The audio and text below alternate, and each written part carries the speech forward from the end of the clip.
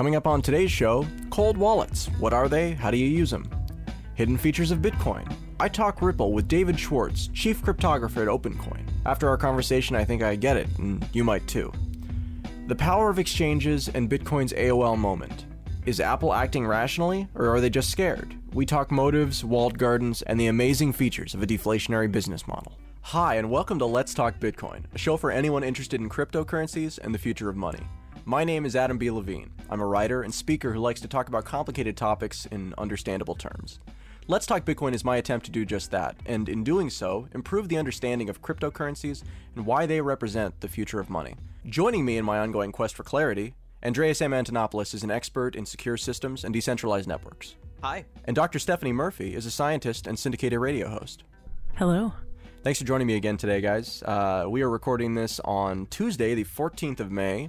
This is actually going to be content for two shows because we are going to be at the Bitcoin Conference 2013 in San Jose at the time when we would normally be recording a show.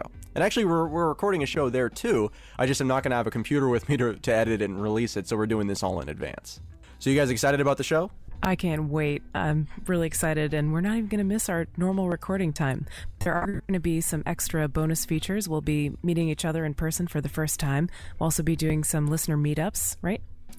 Yep, listener meetups and meeting each other for the first time. Both those things are on the agenda, and frankly, it's pretty exciting, I gotta say. A month ago, I was not planning on going to the Bitcoin conference, and now we are absolutely booked for the entire time we're there.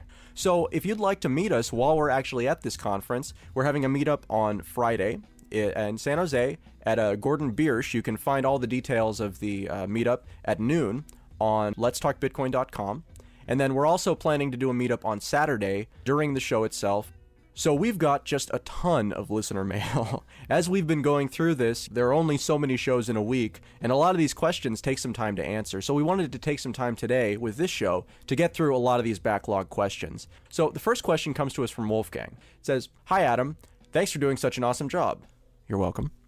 "Could you explain cold wallets in your show?" Wolfgang. This was a good question because, again, we talk about cold storage, but that's a little bit of an abstract concept for somebody who's not necessarily used to using Bitcoin and the cryptocurrencies yet. The 30-second elevator pitch is it's being able to put your Bitcoins somewhere where they are simply inaccessible to anyone attempting to access them from the internet, whether it be you or, someone who's doing it for malicious purposes. I have a friend whose technique for doing cold storage is quite literally to take the physical Bitcoins that he purchased, a year ago and to keep them in his freezer. Because again, it doesn't really matter where you keep them. It only matters that they are inaccessible unless someone in real life goes there, accesses the information, which in this case is the coins, and takes them and essentially redeems them through an online interface. Lacking that, they are completely inaccessible, and thus they are very safe relative to keeping Bitcoins in an online presence, right? What do you guys think of that? That's funny about the freezer story because I think a criminal, if they were going to bust into your house and try to take gold or physical Bitcoins or whatever, the first place they're going to look is the safe, the obvious places. But the freezer is not obvious, and it's also a pun. So, hey, good for him. Given the news of certain Congress people who put stacks of cash in their freezer, I think it's now on the list. So the freezer, the pantry, various other common hiding places are probably going to be looked at. One way to think about cold storage is to compare it to the drop boxes for cash that you see in stores, where cashier can take a bundle of cash, roll it up in a tube, and drop it down a chute. And essentially that's a one-way in, no way out system. In the bottom of that chute, there's a safe, and you can't easily open it. Cold storage is essentially the same idea, only what you're trying to do there is make sure that the only keys that are ever online are the public keys. So you want to make sure that the private keys are both generated securely and never ever go online, never go on a computer, and stay permanently offline, either on paper, on portable media, or various other occasions. That way, essentially, you have a one-way method of depositing money into cold storage and no way to withdraw unless you have physical access to the private key. Part of the technique or process for maintaining that security is that the moment you bring that money online, you destroy those keys. So you essentially sweep all of it online and destroy those keys. If you ever take the private key online, it is no longer cold storage. You've just made it hot. So you have to make sure you don't reuse that particular key combination. Paper wallets are probably the best example of cold storage. I would certainly highly recommend that approach, keeping the vast majority of your money away from computers. What we see is that most of the hacks are really compromises of people's computers with Trojans and keyloggers, not compromise of the Bitcoin system. So now another context we hear about cold storage in a lot of times is when exchanges are talking about it. Exchanges, or really anybody who's holding Bitcoin value for people. Since there have been hacks that have resulted in very large amounts of value being removed from these services, now there's the claim that they keep them in cold storage. Andreas, what does that look like if you're running an exchange or some other service that's actually holding value? Are they doing the same process where they're keeping them in completely offline wallets and then as soon as they redeem any of them, they destroy the keys? Or, I mean, how is that possible to do it while still making it accessible from an online interface? Well, it really isn't accessible from an online interface. Essentially, what those companies should be doing, or what they're most likely doing, rather than paper wallets, they're using a computer that's offline and that has a complete copy of the software and is used to sign transactions for withdrawals. So essentially what these organizations do is they have a sweep feature. If you've used a brokerage account, you may be familiar with that idea. Every day, any unused cash you have in the account is swept into a savings account to get more interest. So in this particular case, what these organizations do is they maintain a small balance in the hot wallet, and essentially that's the operating cash flow. The rest of the money, or as much as they can, is swept either continuously or, say, nightly into the offline wallets. The problem is that if you're running an operation with a lot of transactions, you can't do that with paper. So essentially, we're talking about an offline computer. Whenever they need to bring the money back online, they have to sign transactions on that offline computer and then carry the signed transactions online without ever taking the keys online. So that's a different way of doing it. Essentially, you have a signing mechanism that's offline, not just the keys.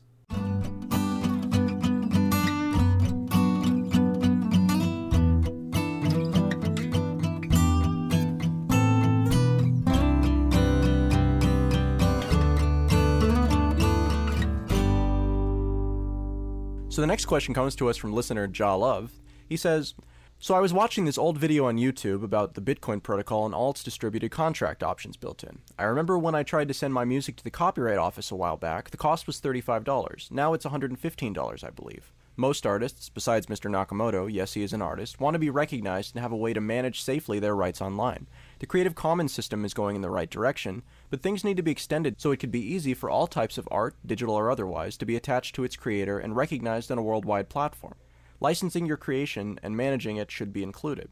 The question here is, with the blockchain for Bitcoin and really any of the other cryptocurrencies being essentially a distributed ledger of who owns what, with a timestamp set up, it's possible to use it as a registry for all types of items. We've talked in the past about using it as a registry for property, and we've talked in the past about using it as a registry for domain names through Namecoin. But there really is no limit to how far we can go with that concept. Is this something that we're going to see in the near future as like a killer app for Bitcoin, or is it, I mean, how big of a deal do you think this potential is?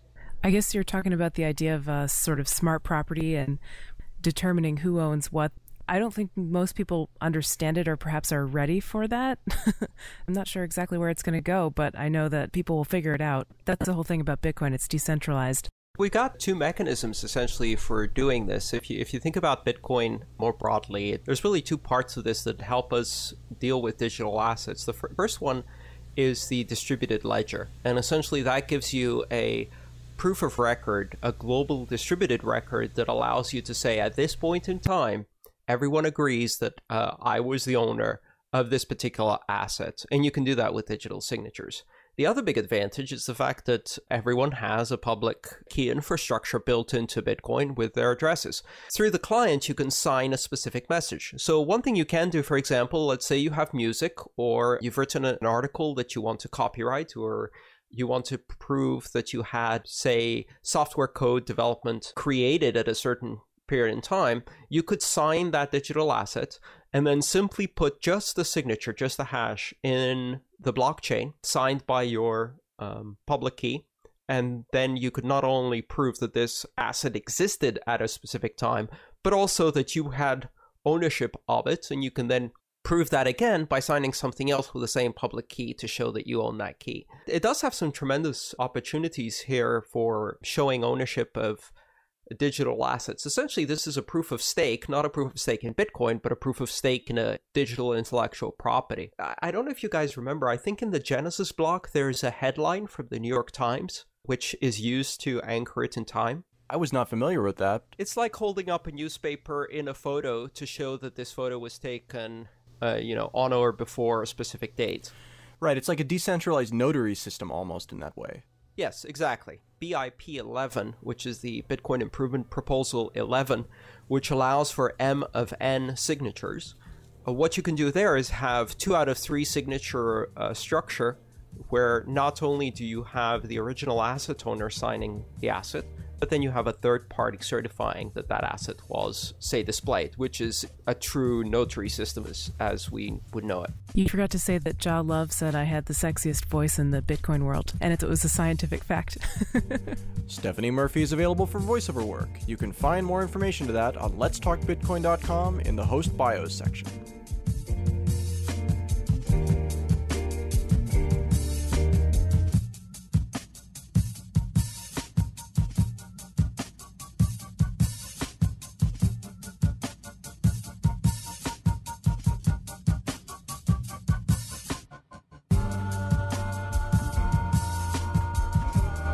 My name is David Schwartz. I'm the chief cryptographer at OpenCoin, the company behind the Ripple payment network. Very similar to when people are first introduced to Bitcoin. Everything connects to everything else. So you start talking about what a Bitcoin is, and you mention mining, and the person doesn't know what mining is. And so all of a sudden, you've just piled the confusion on top of a confusion. Yeah. But there comes a point where a person just suddenly gets it. Because just like the concepts, if you don't understand them, confuse each other, if you do understand them, they reinforce each other. Right. And you reach a certain threshold, there's like a critical mass. And when you hit that, all of a sudden the person starts to get it. It's like, oh, so that's why this, and that's why this. And then all of a sudden, they kind of have this coherent view. It is harder to get that with Ripple than Bitcoin. But once you get it, then everything just sort of starts to make sense. You know, usually there's like a 30-second elevator speech. I figure for Ripple, it's got to be like a 90-second one. So you wanna give me that? Jed McCaleb put it as essentially free PayPal, as the shortest possible elevator speech. I don't know that I can do better than that. Okay. Of course, it's not exactly PayPal, and it's not exactly free either. So to some extent, of course, as any elevator speech is going to be, it's misleading. But the idea was to create an open payment network. And by payment, I mean the ability to send money between people. The way that I understand the Ripple system is working is that there are hubs and there are spokes. And at the end of the spokes, you have essentially people, and those people can connect to other people, but ultimately, most of the transactions have to route through a hub in order to get to those people. Is that right? We expect so initially. It's kind of the way to bootstrap to a future world, right? Bitcoin has the same problem. Like if everybody used Bitcoin, then Bitcoin would be great, but everybody doesn't use Bitcoin yet, so it's like, how do you get from here to there? We have a similar issue, which if everybody used the network, paying them would be very easy, but they don't yet. So we have a bootstrapping method that we call gateways. The way a gateway works is pretty simple. You hand money to a gateway, so you give them, let's say, US dollars, or you give them any currency, and they create a balance in the Ripple network that essentially says, this gateway owes Adam Levine $500. Now, the gateway makes it its business practice to enter into what we call a redemption agreement, which essentially means if you have a balance at the gateway and you say to the gateway, I want to redeem this balance, they give you the actual currency. So what that means is if a gateway is a reliable business, then its balances will have value approximately equal to their face value. So one of our gateways right now is Bitstamp. And if Ripple says Bitstamp owes you $100, Ripple will put a $100 US dollar balance in your Bitstamp account, which you can then use to buy Bitcoin so you can withdraw it as cash. So Bitstamp balances are essentially as good as cash. If you use Bitstamp as your gateway and I want to pay you $100 on the Ripple network, I make Bitstamp owe you $100. And you consider that as payment. It sounds complicated, but it's really the same way that checks and credit cards work. When you mail me a $50 check, what you're doing is you're making my bank owe me $50, and I consider you to have paid me $50. That makes sense to me. Now, Ripple has its own currency, the XRP, but that's not actually what you're transacting. In general, like you said, you're transacting USD value or you're transacting Bitcoin value. I was aware of Ripple before it went through its reinvention, and there didn't used to be a currency associated with it. Can you explain to me what the XRP actually does? The network can only accommodate a finite number of transactions in a finite amount of time. So if there's a particularly heavy usage of the network, or someone's intentionally flooding it with meaningless transactions, let's just say passing balances back and forth between, the same group of accounts, you need some way to limit their ability to prevent legitimate transactions from taking place. So XRP was created to pay transaction fees. The transaction fee normally is extremely small, it's kind of a penny, but if the network is under load, the transaction fee will rise until the level of transactions reaches something that the network can accommodate. So if someone is trying to attack the network with nonsense transactions, they have to put more XRP behind each transaction than legitimate users are willing to put behind a single transaction. Otherwise, the legitimate users win. So if someone wants to attack the network and sustain an attack for a period of time, they'll burn through XRP, and of course, they'll only have a finite amount. Do you buy XRP? Is there an exchange where they're going to be sold? Is there an exchange rate? Well, one of the things that Ripple needs in order for the gateway scheme to work is it needs a robust system of exchanges. Because if you only accept US dollars at a gateway, let's say near where you live, I like to transact in Israeli shekels at a gateway in Haifa or something, we need some way to make payments between us work. So Ripple has built in a robust system of exchanges between arbitrary pairs of assets. So you can exchange US dollars at Bitstamp for Israeli shekels at my gateway in Haifa or whatever. And that includes XRP as well. So there are markets inside Ripple to exchange XRP for Bitcoins or US dollars or any other currency. The rates are purely set by supply and demand. You said that right now it's reliant on a couple of specific hubs. Or is it one specific hub, or are there several? There's about 5 right now. And you call them gateways, right? We call them gateways.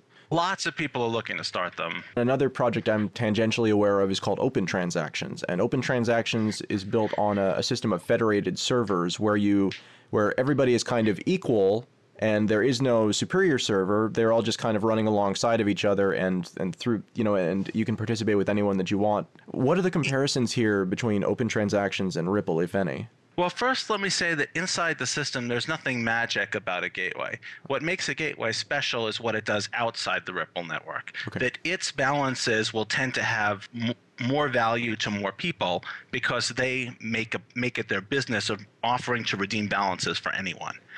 But anyone who has a balance that has some value, of course, as long as it has value, it can be transacted. But to answer your question about open transactions, there are a lot of differences between open transactions and Ripple. We looked at open transactions in comparison to Ripple. The big difference is this. In open transactions, nodes have to actively perform transactions. So you can't as easily have a public state of the network. So because the state of the network is public, if I want to make a payment to you, I can look at the exchange offers, I can look at the available liquidity in the network, and I can very easily find the cheapest path to make a payment to you. In open transactions, I would have to go around to different servers and get quotes, and then the transactions can't really be atomic. They're working on it, but they're not quite there yet. So if part of the transaction succeeds and the second half fails, I can wind up with something that I was going to trade to pay you, but now I can't trade it. So I wind up with some asset that may be completely valueless. Tying this back into where this meets with cryptocurrency, the system as it stands right now is one that allows the transaction between various people because essentially everybody is participating in the same system and everybody trusts everybody else because there's a path of trust leading in a kind of similar way to Hawala, right? Similar. I should point out that these pathways only exist instantaneously when a payment is made, and payments are atomic in Ripple. So now when you say payments are atomic, what does that mean? It means the entire payment either succeeds or fails. If I'm going to pay you $50, either I pay you $50 or nothing happens. And that means there's no way I can wind up getting stuck with some asset that I didn't choose to hold. In other words, when you create an account in Ripple, one of the first things that you'll typically do is you'll say, for example, I want Bitstamp to hold US dollar balances for me. And then the only way someone can pay you US dollars unless you change something is by making Bitstamp owe them to you.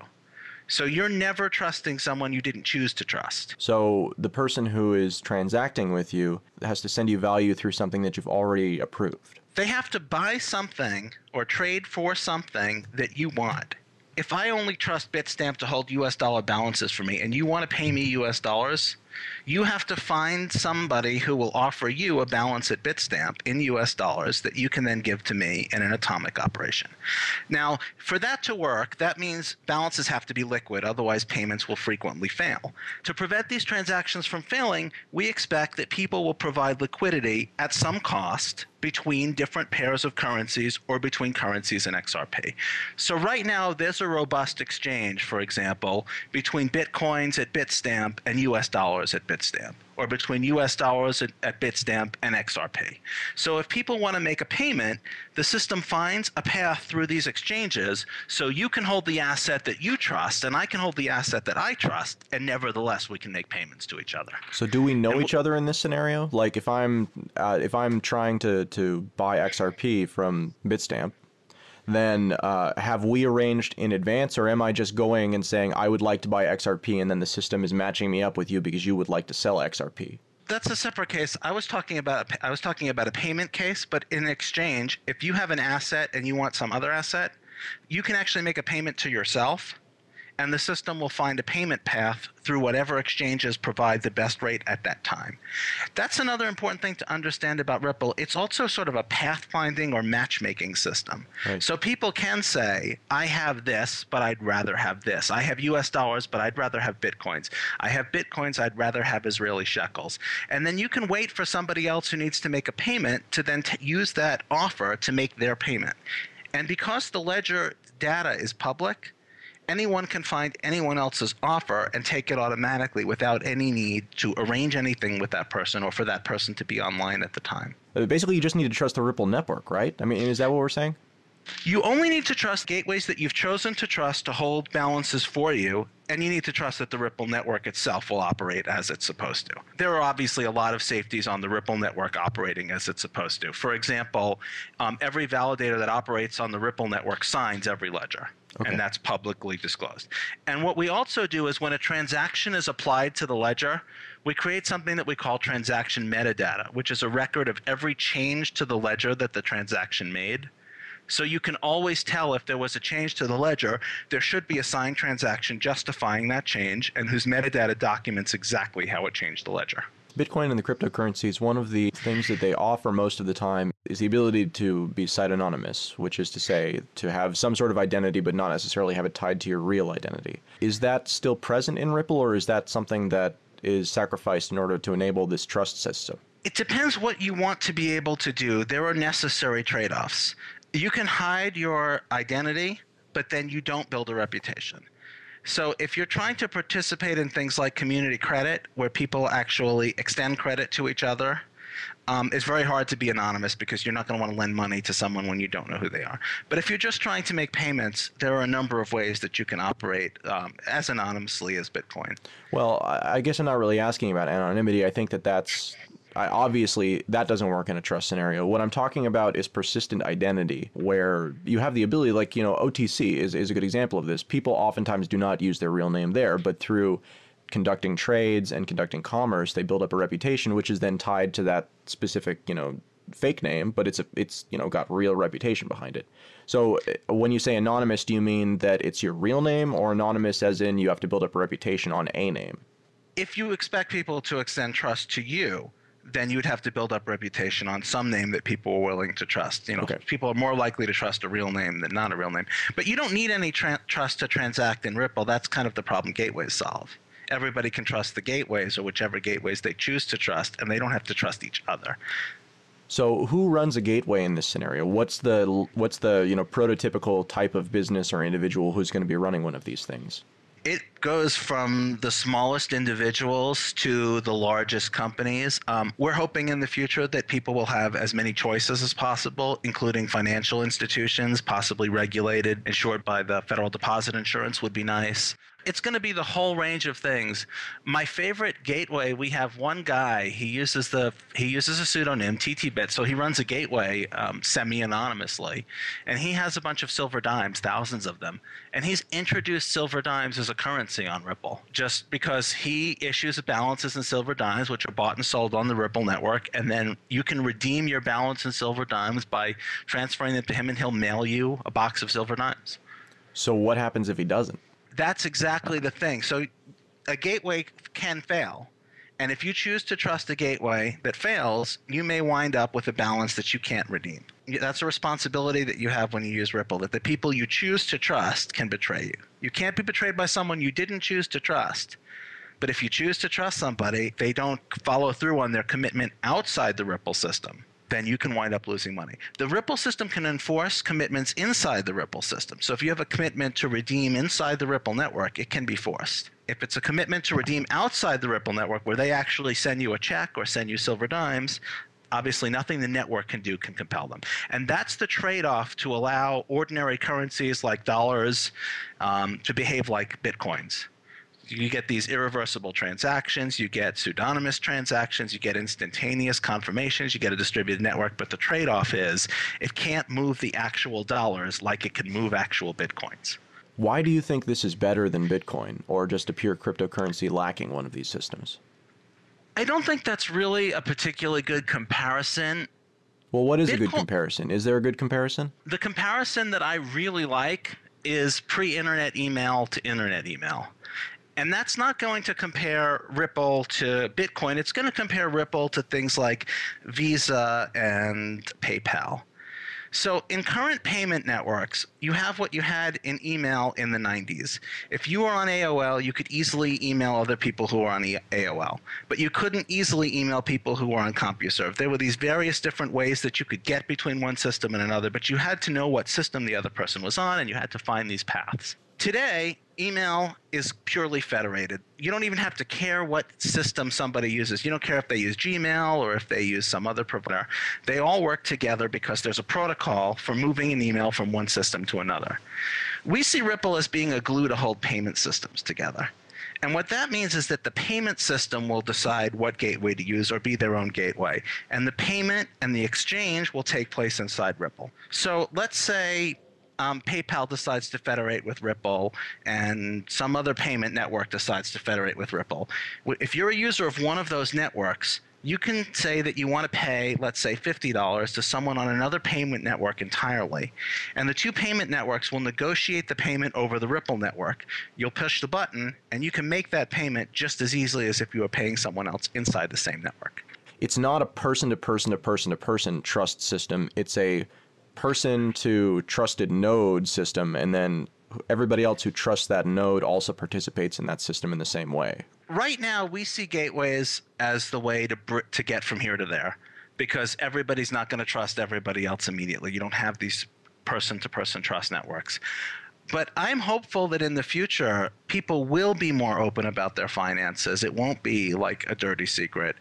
Let's say you need to buy some groceries and you don't have the money to pay for them right now. What you would normally do is you would put that on a credit card, and then you have to pay interest, and you have all these downsides. There are probably people who would happily lend you the money to pay for your groceries if they knew that you needed it. But there's no social way for you to go to all your friends and say, hey, I'm a little short on money right now. Can you lend me $50 for a week? It's extremely awkward to do that. But if people could pre-extend you that credit, and if you could draw on that credit when they had it available and settle it completely electronically without having to go to the person and them hand you $50 and you hand them back a $50 bill, it's possible that we might see community financing, that we might see person-to-person financing. I would love to see Ripple change the way people think about money in that way, as a social resource for people to draw on each other. And because there's a counting of the balances between people, it's fair. So instead of me lending you $50 and you giving me nothing until you pay me back the $50, I lend you $50 and you give me a $50 sort of IOU, and I consider that IOU equal in value to what I gave you. So it's an even exchange. And then I can settle that IOU inside the Ripple network. So I can use it to take an IOU that you have that I can then give back to its owner. And it essentially allows interpersonal credit to operate as a currency. I don't see people doing that in the short term, but I'm hoping that if Ripple catches on as a payment network, that these person-to-person credit relationships, which Ripple makes possible, will take over. What happens, if someone, for whatever reason, pay that IOU? Didn't you just essentially create money that is now floating around in the system that functionally doesn't have an exit? So let's say I extend $50 credit to you and you draw on all that credit. So what happens right now is I have internally in Ripple a $50 balance. Now you can no longer draw on that credit line because you've maxed it out. But I can draw on the IOU essentially that you've given to me. I can trade that for any IOU you hold. I can use that in payment to somebody else. Meanwhile, you have no access to people who trust me because our credit limit is maxed. Now, if I'm willing to trust you for $50 and you want to max out that credit line and thereby have no more credit with me, and I have full access to spend those IOUs in your network and you have no access to mine, then that's essentially what I've decided I'm willing to settle for when I extended that credit to you. But doesn't the system have to settle eventually?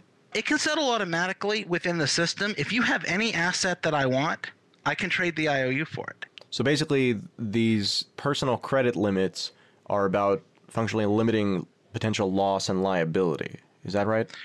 Exactly. Okay, so then the idea is that I pay you back the $50 and you say, oh, that was a successful transaction. Your new limit is $75 or something like that. I could extend it if it makes sense for me right, to if it makes sense, yeah. Okay. Right, exactly. Okay, but otherwise it limits your downside. So, but again, I don't understand. So how does the network react if, I disappear from the network and that $50 IOU is floating around, but there's really not much hope that it's ever going to be paid? Does it disappear from the network? Does it, become invalidated? Does it just sit there and kind of add to the pool and not really be reckoned? Or so the scenario would have to be that you no longer have any asset that's of any value to me. So essentially, I've given you $50 in credit, right? You've borrowed up to that limit, so you now owe me $50 inside the system, but you don't have anything of any value that I can trade that for. So at that point, the IOU will essentially, the balance will sit there forever. It will sit in the system indefinitely, but I can write it off. And the way I would write it off is essentially by paying you $50, which would cancel out that balance. A lot of people are excessively concerned about people winding up with a balance that has no value and thereby losing some money. And that, of course, can happen. But think about this. If a friend called you up on the phone and told you they need some help moving, you'd probably go and help them move. There's a cost associated with that. If they had to pay somebody to help them move, it would probably cost them around $50. Think about extending credit as another way to help a friend. Right. I get that argument for it. The thing that it comes back to for me is that, again, as we focus on these cryptocurrencies, a lot of these trust-related systems don't really exist. It's all about reality. And so when we start getting into this realm of IOUs and things like that, it kind of just makes me a little bit curious. So, I mean, it seems like the IOU is to facilitate fast transactions. Is that right? Is to facilitate fast transfers of money, because essentially you can't send dollars through the conventional system in a fast and secure way, but you can through this so long as there's a certain amount of trust involved. Right. And that's how essentially all payment systems for fiat currencies like dollars work. When I mail you a check, an IOU gets transferred from my bank to your bank. If I send money by Western Union or PayPal, the phase of the transfer that moves the money between me and you is a shift of an IOU. So Ripple doesn't care what it is that you're transacting. And in fact, it's better if there are more people transacting more things because it broadens the pool of assets that are available, right? Absolutely. So then really it's a currency agnostic platform that's basically just about being able to route value of whatever kind you want into whatever kind you want to wherever you want. I think you found the elevator pitch. That's exactly right. It's about currency choice and currency freedom. So you can get paid in dollars and you can hold gold. And when you need to buy groceries for dollars, you can sell your gold immediately for dollars, just what you need to make that grocery payment. If I give you an IOU for $50 and I have a couple $100 worth of Bitcoin sitting in my account, then that IOU isn't just a claim to you to me for dollars. It's a claim to me for whatever the relative value of that IOU is in whatever it is that I'm holding. Well, it won't redeem across currencies automatically because someone has to set an exchange rate, and it won't force you to accept somebody else's exchange rate. But I mean, in this circumstance, you said that, the situation where an IOU goes unpaid forever is one where there are no assets. So does that mean that as someone holding the IOU, you would have the control to be able to say, you haven't paid me back in this amount of time, so I'm going to, take payment in the form of Bitcoin? Or you're saying it's manual. How manual is the process? You can't take across currencies because you can't force a person to accept an exchange rate they haven't agreed to accept. So you can force a claim within the same currency, one of the invariants in the system is you always have to accept your own balances at face value. So if you owe me $10, you have to accept that as worth $10. And I can claim some asset worth $10 from you. But it won't operate across currencies unless you're willing to transact across currencies. And is that a setting or is it a per transaction setting? It's a setting that you would have to make and leave. Okay. And I don't think people are going to want to maintain exchange rates on a regular basis because the exchange rates between currencies change.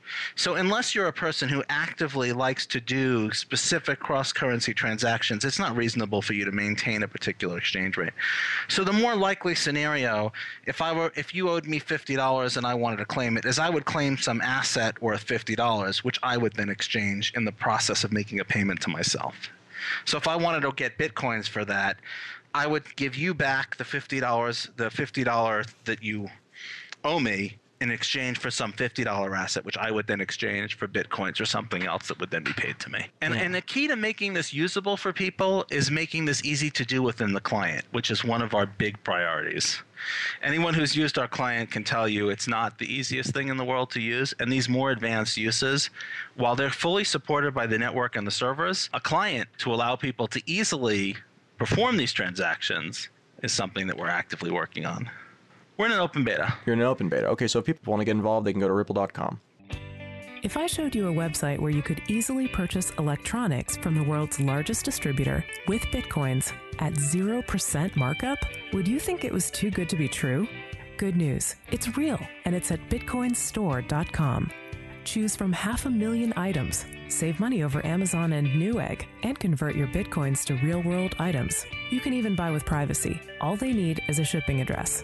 But don't take my word for it. See for yourself at bitcoinstore.com.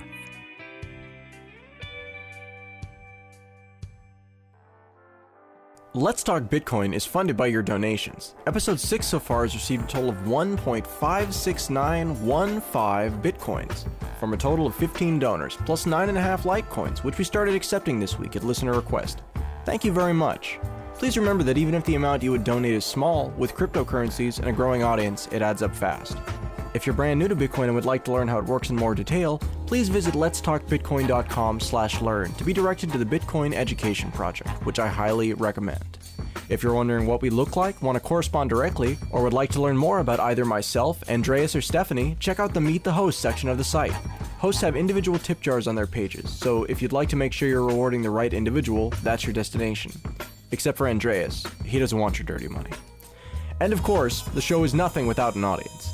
Please share Let's Talk Bitcoin with anyone you think should or would be interested in the future of money. Let's Talk Bitcoin is released under an open source license that allows for non-commercial clipping, remixing, and posting in any format or to any site you want, so long as you include a link to our site, letstalkbitcoin.com. We're also actively recruiting both on and off-air talent for this and other shows to come. Once again, if you're interested, please contact me at adam@letstalkbitcoin.com.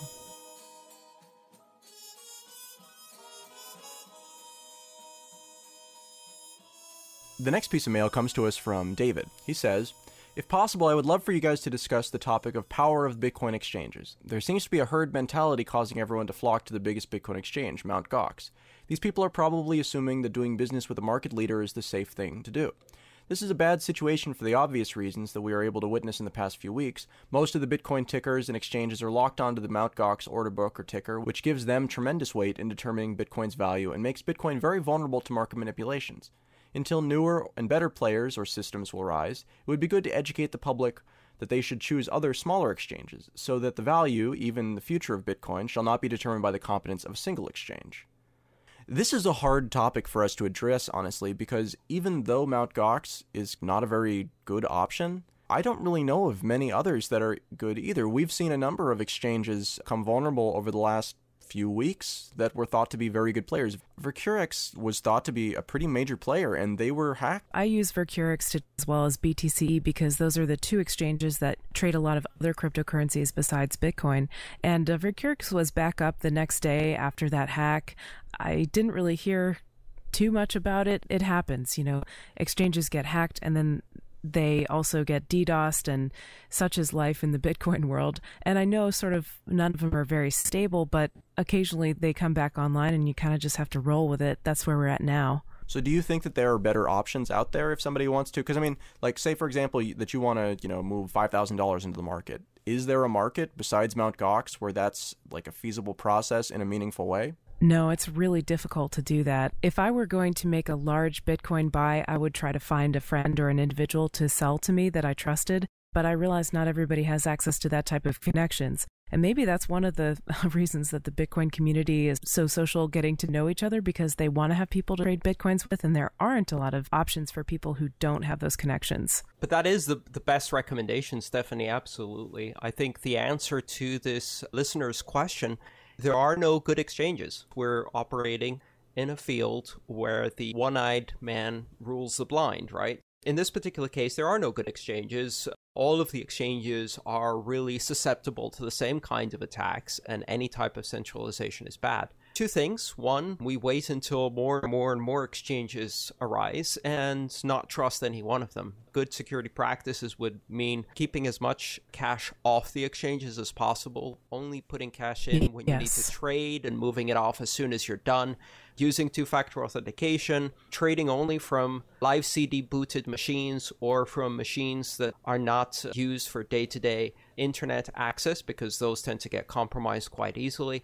All of those good ideas. At the end of the day, our best chance is having lots of exchanges, not one, not two, but 100 or 200 distributed around the world, and using local connections. When things get weird on these exchanges, either due to high volume or high volatility, those are the moments when you can't really trade, and those are the moments when you really need to trade. If there is a crisis of confidence in Bitcoin, local trading will be the only option. If there's a crisis of regulation in Bitcoin, local trading will be the only option. We need to also keep the fundamentals alive, and that means participating in the Bitcoin web of trust and OTC markets, participating in local Bitcoin exchanges, something like what you described last week, which was the Satoshi open market. That would be Satoshi Square in New York City. They were saying they wanted to mimic Buttonwood, which was the start of the stock exchange in New York or something. Exactly. Satoshi Square, code word Buttonwood.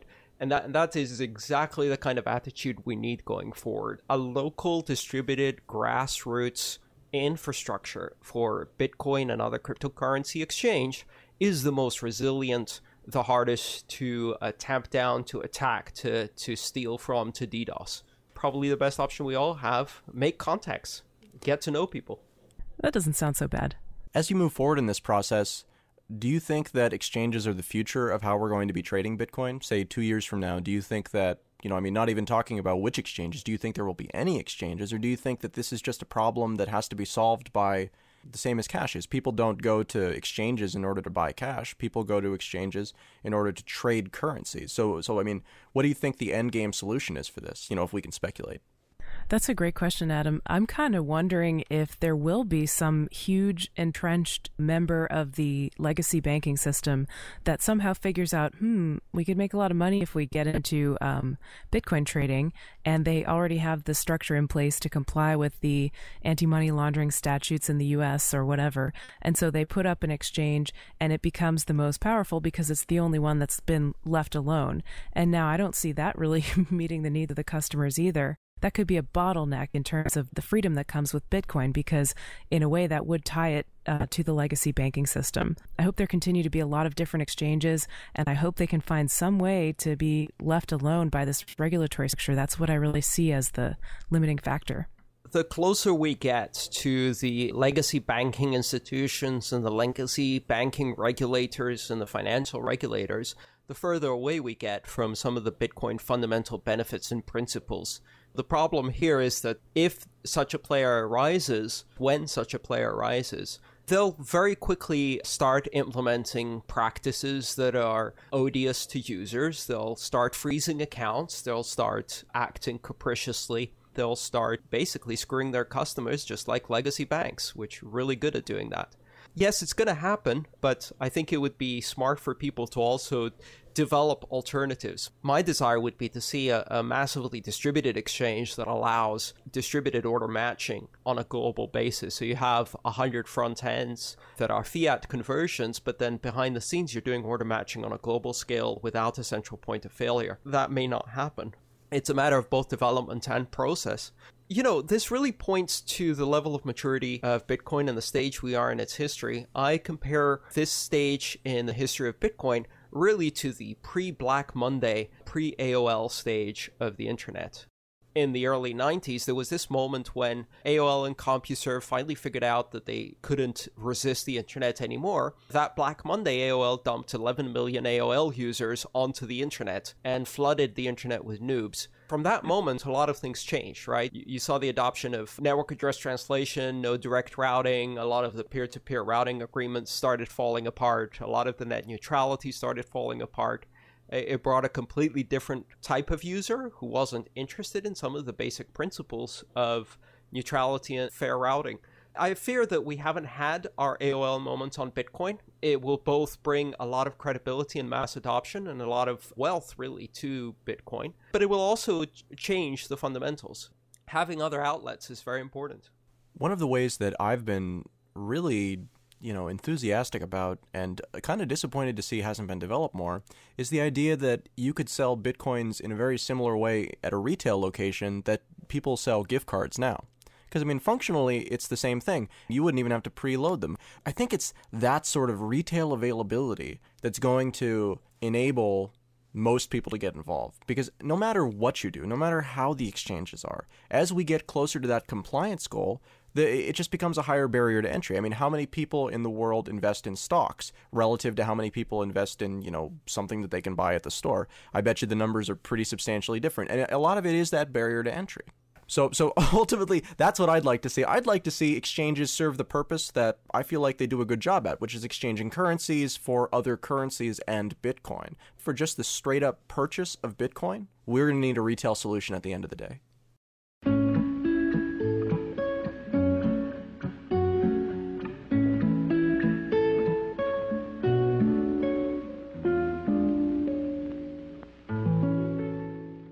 So one of our favorite authors here on Let's Talk Bitcoin, John Matonis, wrote a story for Forbes entitled Why Apple is Afraid of Bitcoin. And basically his premise is that when Apple rolls out a new solution, like let's talk about Maps, for example. When they roll out Maps, what they like to do is they like to remove any competition that they think is viable competition from their marketplace. Because really they'd rather that you use their Maps app and, pay them, or even not pay them, but just use it rather than using someone else's. We've now seen this basically happen in Bitcoin, where Apple has come out with a payment solution called Passbook. They, at the same time, threw out the blockchain wallet, and then there was another wallet that was on there. The thought here is that Apple really has no incentive to want to give a platform to Bitcoin. But is it actually a concern? Do we think that Apple is overreacting to this, or is this a logical move on their part? Oh, to me, it seems like a jealous, scared move. And I think it was really accurate of John Matonis to say that they're scared because clearly, they're trying to kind of cut out the competition. And I don't agree with that strategy. I think there are lots of different payment solutions that can work for different people. They're all going to have advantages and disadvantages. Bitcoin, obviously, if you're listening to the show, it has a lot of advantages, and you probably would want to be able to use Bitcoin apps on your Apple phone. I just think this is going to hurt Apple to not be friendly and not say the more the merrier as far as their apps that are on their phone. I don't think they're really scared, honestly. I think this is simply a matter of control and profit. Apple is a walled garden environment, and they keep their garden walled for two primary reasons. One is because it keeps all the money on the inside, and the other is because as part of controlling the user experience from the hardware all the way through the software, they can ensure a relative level of standardization and homogeneity in the user experience. Now, quite honestly, I think Apple will be the last of the large companies to adopt Bitcoin only after they've been able to Appleize it, design out some of the quirks and add a nice user experience around it, and they'll only do that when it's inevitable. If you look at Apple's strategy and its overall patterns of behavior, I think it's as likely to adopt Linux as it is to adopt Bitcoin. It's not really in its personality. Had something like Linux underneath a terminal window and took all the power and wrapped a nice interface around it. One day that's going to happen with Bitcoin too, but right now, Bitcoin's goals are antithetical to Apple's. Bitcoin is about empowerment and distribution. Apple is about centralization and control and making everything look pretty and easy to use. Yeah, maybe it's not like an overt fear that like Bitcoin is going to bring down Apple or anything like that, but I don't know. I just get this sense of like jealousy. You know, it's like a jealous lover. Like, well, if I can't have you, then no one can. You know. Jealous lovers are control freaks, right? Yeah, absolutely. I think that's a good analogy to use. I mean, what did you guys think of the explanation given by Apple? They sent these notifications to the app developers saying apps must comply with all legal requirements in any location where they are made available to users, and it's the developer's obligation to understand and conform to all local laws. Now, do you guys think every app conforms to all local laws that's on Apple phones currently as it is? And do you think there are any local laws that prohibit using a Bitcoin wallet on your phone? I mean, that just sounds like BS to me. It's complete BS. I mean, the bottom line is that Apple will apply the rules arbitrarily and capriciously to get the result they want. And the result they want is control over the environment. And this is true across the entire environment of the Apple Store. If you look at the way they control apps, the things they say about security of apps, etc., essentially they're applying control with the excuse of keeping a secure environment and an environment of quality for their users, but the decisions are made transparently to promote Apple's business model, Apple's own applications, and Apple's partners. This is a very different environment from Android. So essentially you have a choice. You can go to the closed walled garden, which is all very controlled. You can pretend to believe that they're doing it for security and perhaps benefit from the control. But if you really want to take advantage of something like Bitcoin, then you're probably the kind of user who already uses Android, or if not, you should be. Stephanie, I think that the fear metaphor is not actually a bad one here, but I'm not sure that it's for the same reason. I don't know that it's necessarily jealousy so long as it is an invalidation of their business model, because part of the reason why it's very important to have the payment system be entirely enclosed is that Apple takes 30% of every transaction that happens on their network, whether it be purchasing an application, buying in-game content within, or in-app content through that service. Apple has a means to collect it because all of the transactions pass through their system. Bitcoin doesn't do that. It doesn't really enable that. So unless they set up some sort of jerry-rigged system where, you weren't sending it straight to the content provider, instead you're sending it to a address generated by Apple who then sends on some proportion of it to the provider, then you can see how this problem is a real problem for them, because it turns what is right now a very profitable revenue stream for them to one where if an app developer wants to collect an additional 30% than they would otherwise, they just integrate Bitcoin instead of Apple's payment system. So it seems to me that Apple can't let this happen until it becomes so pervasive that they're missing out on a substantial portion of business by not. Do you guys think this is going to hurt Bitcoin? No. No, not at all. It's going to hurt Apple in the long run because they're going to be late in adopting it. But I would agree with Adam. At the end of the day, Apple is also applying Grisham's law internally. And that says that bad money will crowd out good money in an environment. And from their perspective, Bitcoin is the bad money, is the one they don't control. And quite honestly, if you're an app developer and you have a choice between using Apple money and 30% cheaper Bitcoin money that's much more available, much easier to monetize, well, of course you're going to use Bitcoin. And what that will do is it will create a permanent and continuous suck towards Bitcoin and away from Apple money. They can see that. They're not missing that point. So it's very much a defensive move to protect the business model rather than fear. This 30% thing keeps coming up. And it's not specifically on the Apple topic, but I think that we should address this on the air at this point.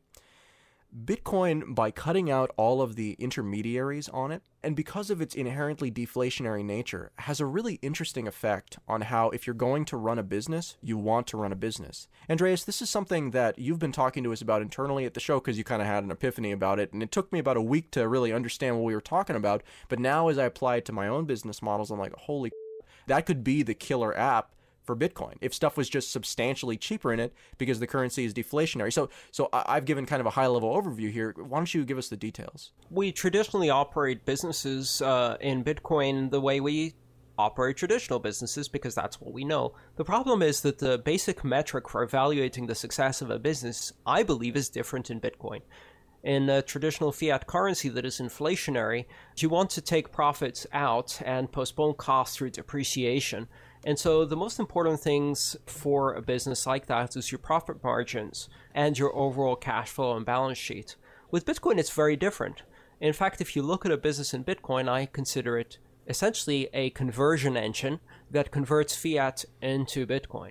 If you have a business that sells a product and you buy the materials in dollars and then sell the product in Bitcoin, even if you're making 0% profit margin, 100% of the cost, even the sales tax and the shipping cost, gets converted from dollars into Bitcoin through that business.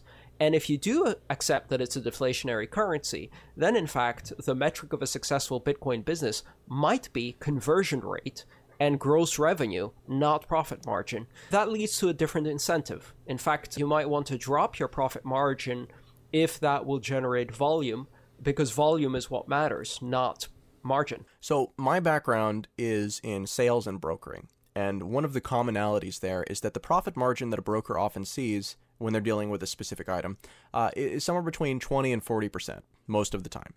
That's for a situation where you're not really ever touching product, you don't have meaningful costs. So what we're looking at with one of the businesses that I'm working on, which is Bitcoin packaging, which will eventually be a way for people who have businesses that run primarily off of Bitcoin to purchase packaging for their various business needs with Bitcoin. With that project, what we're looking at is doing two parallel stores, one that offers a USD price and one that offers a Bitcoin price. And the difference between the two is going to be about 30%. What it lets you do is it lets you show the difference in cost versus value of these two different products, where you say, okay, well, you can buy it this way, and that's money that we're going to have to actually do something with on an active basis, because if we just leave it as money, then it doesn't do anything. It doesn't, it gets to be less valuable over time. There's no real chance for appreciation. If you put it in a bank, there's not really any sort of meaningful gain from that. On the other hand, if you're willing to pay just our costs in Bitcoin, and we don't have to sell those Bitcoin because we have operating capital to allow that sort of float, as time goes on and the deflationary curve kicks in, every Bitcoin that we've earned earlier in the process rises in value along with the rest of the currency. So you wind up with a situation where maybe for the first year, you're breaking even and you're not profitable or whatever, but over the course of that time, every single one of your sales grows in value, retroactively. And it lets you do it while offering this incredible discount that simply isn't achievable under any sort of other scenario. And it gets around that problem of people not wanting to buy things now because it's not worth getting a 5% discount if you have to spend Bitcoins that you think are going to be worth more in, a month or 2 months or a year. And that's just looking at the basic aspect of deflation.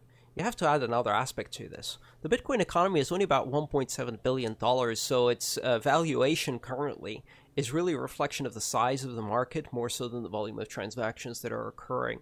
And what that means is that if you reinvest your money into Bitcoin adoption and promoting the success of Bitcoin, you externalize that into the community, and then you reap the benefit in the form of higher valuations for Bitcoin. Because this is such a small economy, we can all reap the benefits of higher valuations. So at the early stages, it absolutely makes sense to promote adoption of the currency as one of the main ways of making revenue and profits in this market. And that's great, because what it means is Bitcoin is viral. I really like that approach, and I think it's a win-win for everybody. I guess there's another factor too, because if you were to just accept dollars and then convert those into Bitcoins, there'd be some cost for doing so. But what you're really doing when you sell service for Bitcoins is doing that conversion directly, if it's something you were going to do anyway. So you save on any transaction costs to, converting dollars to Bitcoins in the first place. Yes, in fact, even if you use a payment processor, as I do in some of my businesses, the type of rate I'm paying is 0.99%. And essentially what I'm doing is I'm converting dollars into Bitcoin with a 0.99% transaction fee. And that's lower than what I'd get once you add up all of the costs of moving money in and out of an exchange. Yeah, I have a little experience with this too. I always offer a discount if somebody buys a voiceover services from me in Bitcoin, a substantial one too. To me, that transaction makes a ton of sense, just like you were saying, Adam, for all those reasons we just talked about. One of the biggest exchanges in the Bitcoin environment, if you think about it that way, is BitPay, and they're not an exchange. Tony's definitely figured out a very good business model because BitPay receives its revenue in Bitcoin, and that's a fantastic way to essentially generate an exchange through retail.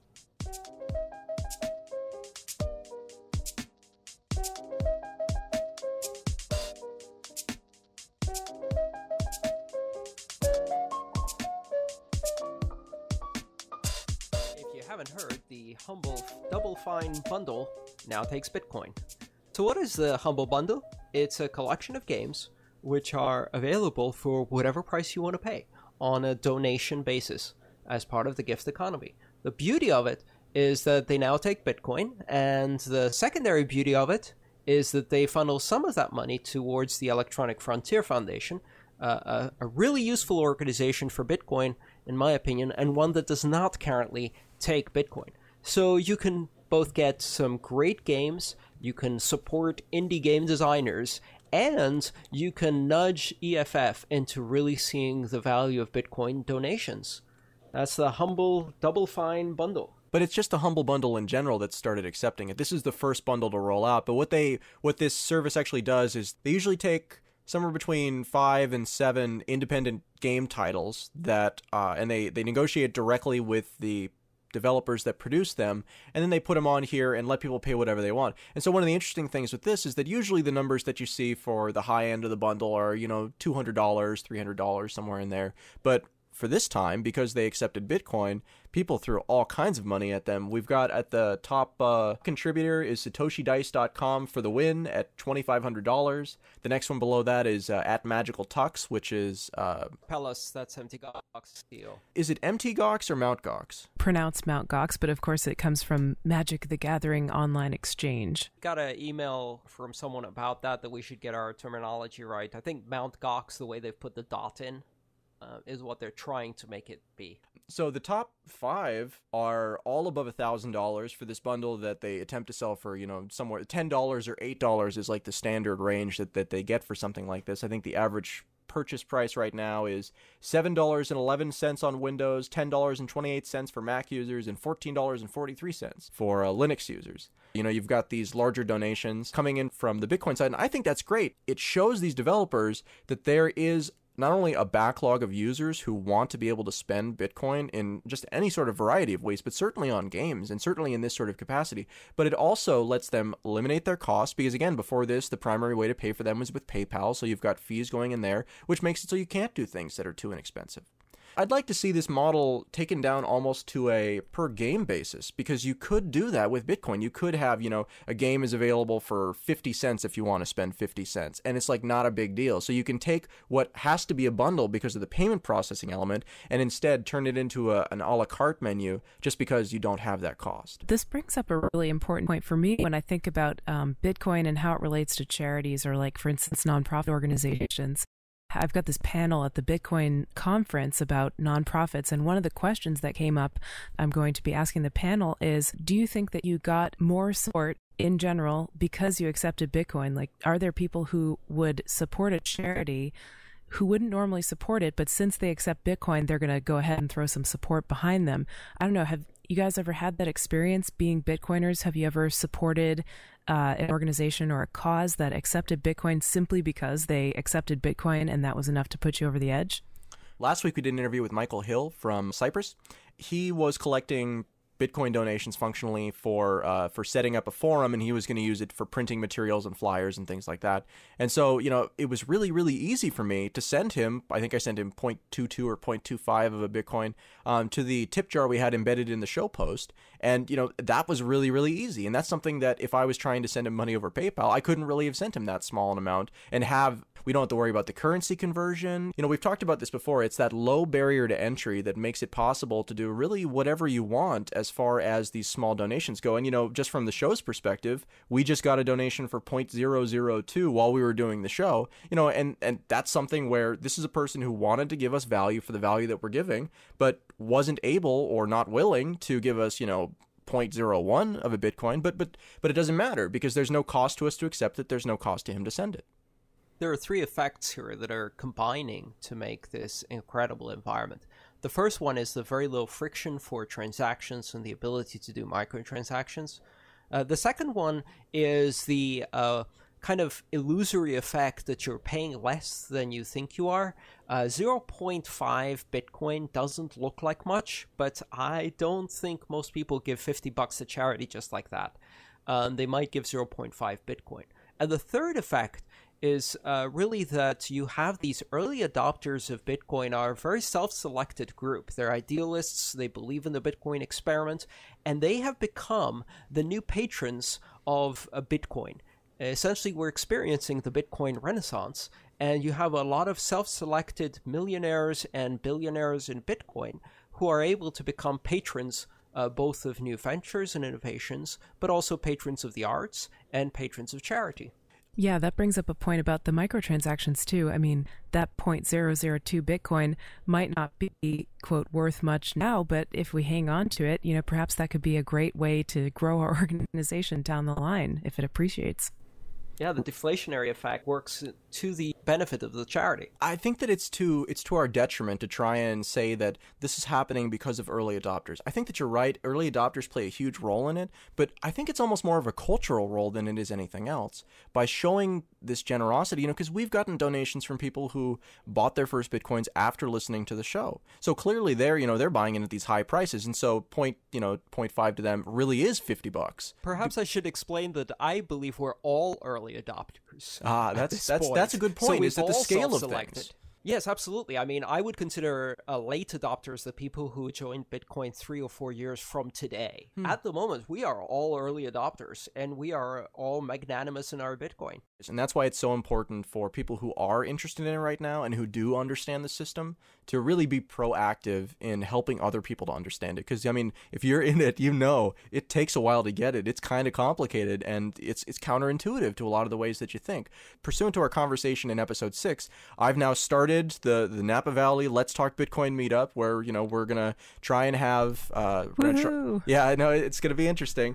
And pretty immediately I was reached out to by a winery in Yountville who said, hey, we heard about this Bitcoin thing, how can we help? And so we're probably gonna wind up using the room over their winery for the first meetup. But the point is that it's that type of grassroots local connection ultimately that is going to be the most valuable. That is where you will not only find friends and companions, but you will also find business partners. You will also be able to educate yourself in a way that you really can't otherwise, because these interactive conversations that we have during the host segments of Let's Talk Bitcoin are almost more about us learning from each other, because we don't prepare before the show in a way that lets us know what the other person's going to be saying. So it's this really natural back and forth, and as you hear the perspectives coming from everybody else, it really helps you kind of complete the mental jigsaw puzzle that Bitcoin is and fill in the blanks. Yeah, from my perspective, I just get such a kick out of that feeling of sharing value with somebody else. Like, if I find value in something that I get for free, I really want to find a way to express my gratitude.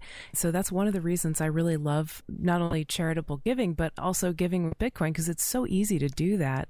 Not only that, but there was a survey that said that the most common use of Bitcoins was for donations. Do you guys remember that? It was like an online, totally unscientific survey, but people said the most common use was for donations. And I actually really believe that, because I don't think I'm unique in that regard. People want to give back value when they get value. And part of the value that I get is just also knowing that there are people who use Bitcoins, or there are people who are sharing my excitement about Bitcoins. And so I get like another emotional payoff from doing a transaction with them that involves Bitcoin. So it's just like a circle of love in a weird way. Totally agree. It's all about the community. I got some breaking news. Breaking news. Dwolla has ceased transactions with Mt. Gox, and the email is shocking. You're receiving this notice because our systems have indicated that you've processed and completed a real-time Dwolla-to-Dwolla payment to Mutum Sigillum LLC, Mt. Gox, within the past 24 hours. Due to recent court orders received from the Department of Homeland Security and U.S. District Court for the District of Maryland, Dwolla is no longer legally able to service Mutum Sigillum's LLC account. This is a courtesy email encouraging you to follow up on any uncompleted orders with Mutum Sigillum, as Dwolla is now unable to move money to and from Mutum Sigillum LLC's Dwolla account. Dwolla is not party to this matter, nor does it have any information or further insight into this situation. We strongly encourage those with questions to contact Mutum Sigillum LLC. Note, Dwolla requires a court order before honoring requests such as seizing funds or revoking access to an account. Apologies for this inconvenience. Huh. Well, I guess my response to that is, oh, snap! Yeah. Yeah, that's about right. I guess that's what we were waiting for, right? The other shoe just dropped. Someone more knowledgeable about the legal system perhaps can give some insight as to this particular order coming out of the U.S. District Court for the District of Maryland. And the Department of Homeland Security, more relevantly. I mean, that's unusual. They're probably doing the, trying to protect us from those dirty Bitcoin terrorists, right? Right. Or something. And by protect us, you mean Goldman Sachs. Right. Well, of course, they have your best interests at heart. Well, that's all the time we have for today. Thanks for tuning in to episode 7 of Let's Talk Bitcoin. Whether you liked, loved, or hated the show, we want to hear what you think. Please send all listener feedback, comments, or questions to Adam at letstalkbitcoin.com.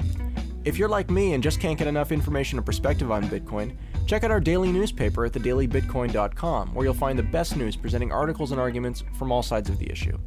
Thanks to Andreas M. Antonopoulos, Dr. Stephanie Murphy, and David Schwartz for providing content for the show. Music for this episode was provided by Jared Rubens and Nathaniel Castro. You can find links to the songs we use and the open source artists who make them at letstalkbitcoin.com/music. Stay tuned for episode 8 of Let's Talk Bitcoin, releasing early on Friday, the 17th of May, featuring a report from new correspondent Asif Punjwani and the tax question. Are you a miner? Do you pay it? We talk ideology and reality.